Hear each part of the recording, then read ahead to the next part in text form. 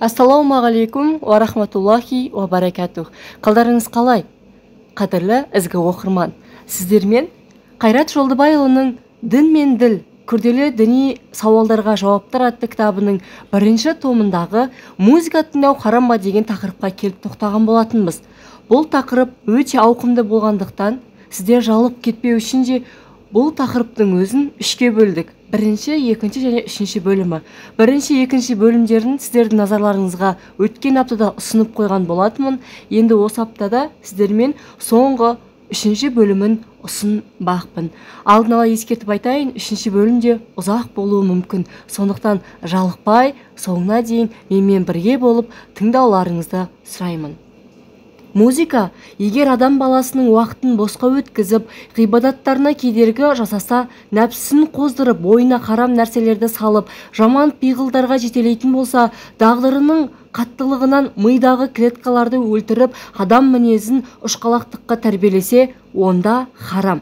Пайғамбарымыздың кейбір хадистеріндегі музыкаға байланысты тыйымдар осындай теріс бағытқа жетелейтін музыкаларға байланысты болса керек, дейді 11-ші ғасырда өмір сүрген тақуалығымен танылған Қанафи ғалымы Абдул Ғани әл-Наблуси өзінің «Яхуд дәләләт фи самағил әләт» музыка аспаптарын тыңдауға байланысты дәлелдерді түсіндіру атты кітабында.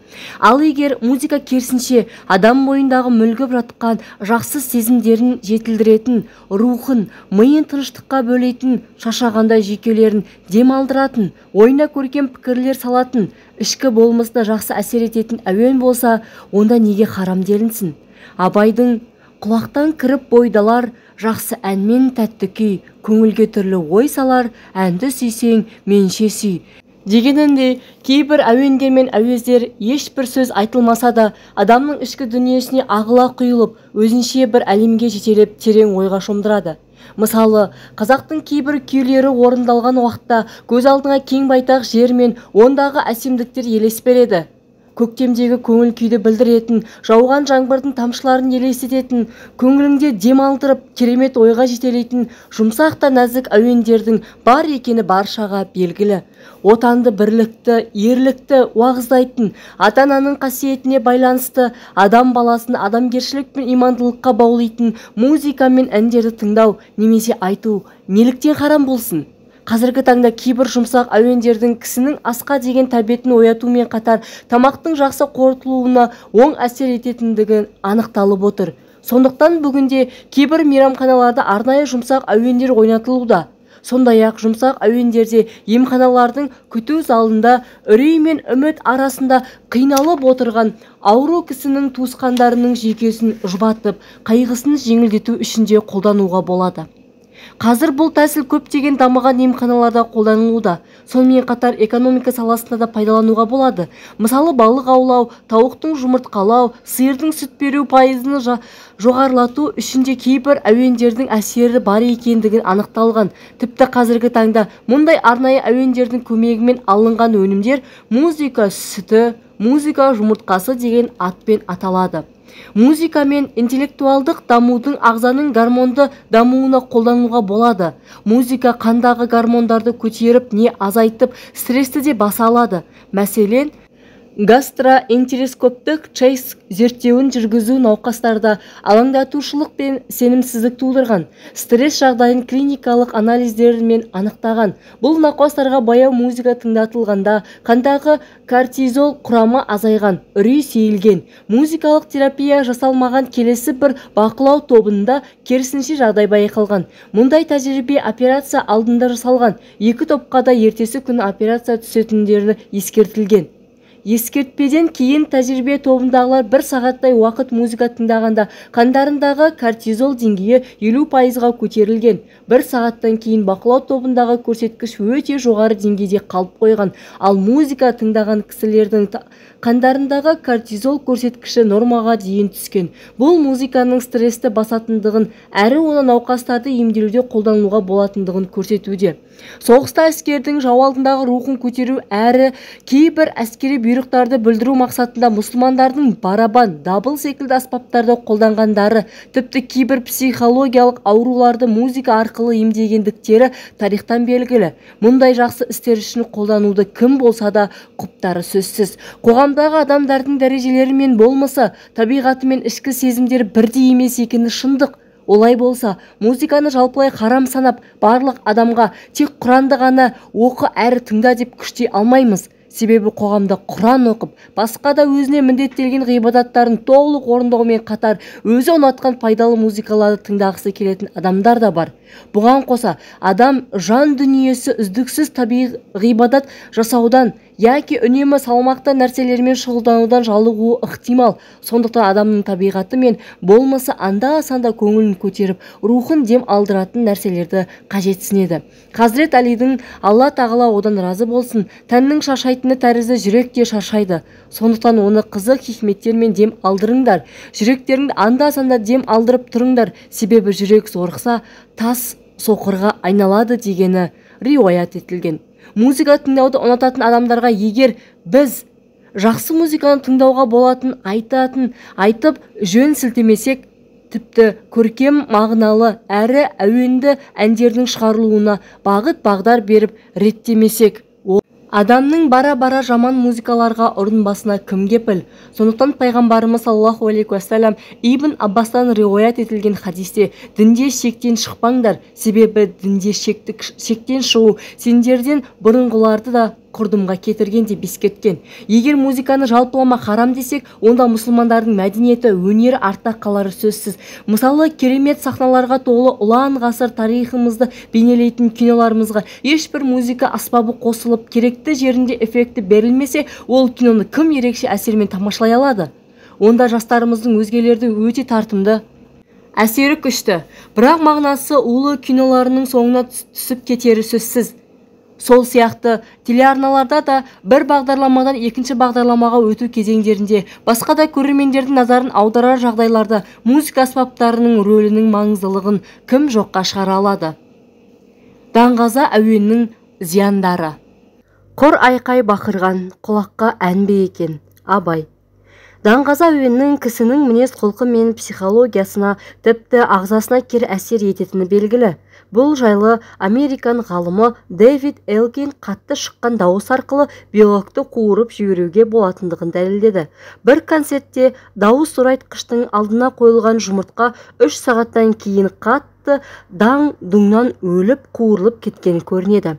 Ауыр металл өсімдіктің өсуін тежейді, тіпті олардың солып қалуына да себеп. Рок тыңдатылған балықтың да көп өтпей жансыз күйінде су бетіне қалқып шыққаны байқалған. Бұдан адам да шет қалмайды. Зерттеулер жарты сағат дискотекада болған жеткіншектің сол жай күйі өз-өзін бақылаудан қалатындығын, гипнобел жағдайына жақын күйге түсетіндігін анықтаған.